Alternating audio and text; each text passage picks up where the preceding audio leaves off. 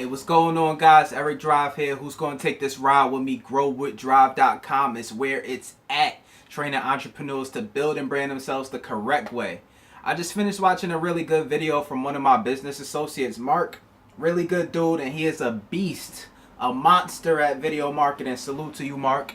In the video, he was talking about buying leads for your network marketing business. Something that I'm definitely familiar with, and I just wanted to share my experience with you guys so you could go out and make a good decision when it comes to buying leads for your network marketing business if you ever had that thought in your head. So that's what we're going to be talking about today. Is buying leads a good idea for your network marketing business?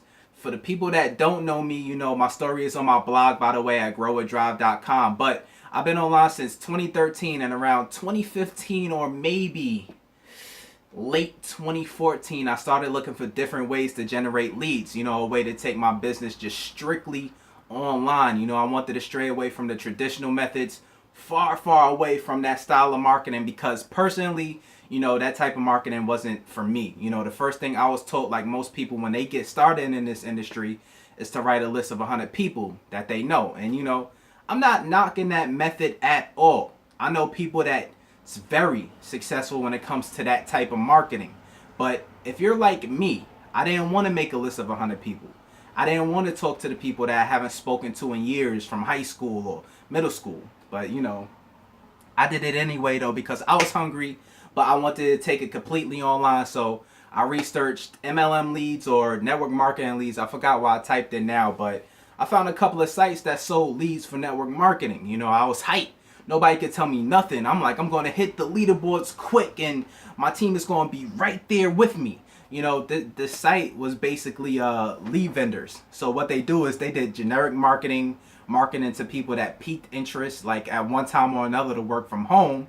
You know, they did that by either building a generic capture page, surveys, or gave away some type of incentive for you to take that survey, like fill out this survey and you get something in return.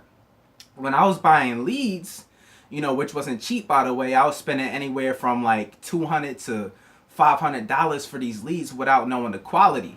You know, word of advice, if you're going to buy leads, I suggest, you know, you talk to those vendors, you know, because some of the leads that I was buying was old. It was dusty. They was just sitting on the shelf. Like, they already seen like 5 different opportunities before even getting the chance to see what I had to offer. So when I talked to these leads, they was like, oh, you know, here we go again. You know, I heard it all, seen it all type of combo. But, you know, what I found out is some of these vendors, you know, they resell old leads or they don't update their list as much. You know, Mark's experience when he brought leads and called them, because if you don't know, when you're buying these lead packages, you get their name, you get their email, and you get their phone number. You know, he would call them and say, hey, you know, this is Mark. I seen you took interest in my company. And they would be like, you know, say something like, oh, I'm not really interested. I just filled out the survey for the incentive.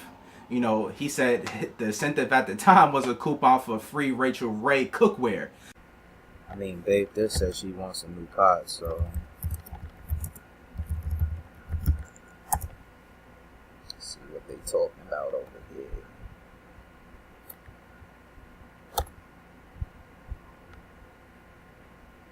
Up, 35% off, might be a winner.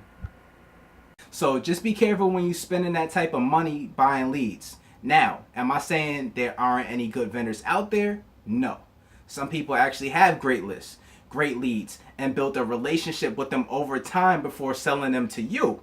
Even though I didn't have good luck with these leads, you know, that I purchased in the past, you already know how I think of things. If you know me, I take it as a lesson learned. And, you know, I focus on the positive side. You can't have a negative side without the positive side.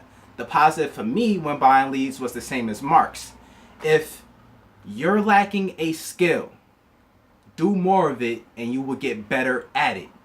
Back then, I wasn't good on the phone talking to people, handling objections and things like that. But when I brought leads, it gave me all the practice in the world to talk to them on the phone. And it was okay if I messed up, because I got better as time went on. I got better with each phone call I made.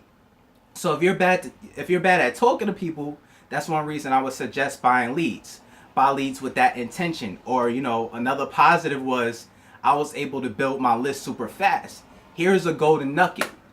I started to make capture pages with my face on it, introducing myself and sending the leads that I brought through my funnel.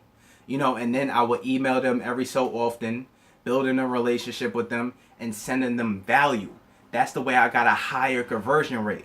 That way, because they seen I was a real person and not somebody just hiding behind a computer and sending them emails without showing a face. But now, what I do as a more seasoned marketer, I learned how to generate my own leads. Word of advice: master one strategy.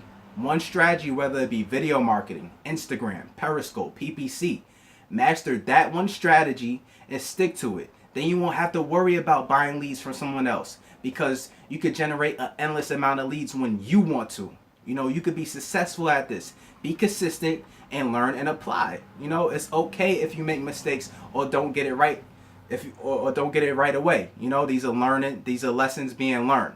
Don't make excuses. Just keep working at it. So, is buying leads good? It depends on how you look at it or who you get it from. It's always better to learn how to fish than just having that fish being handed to you. So, if you like this video, comment below.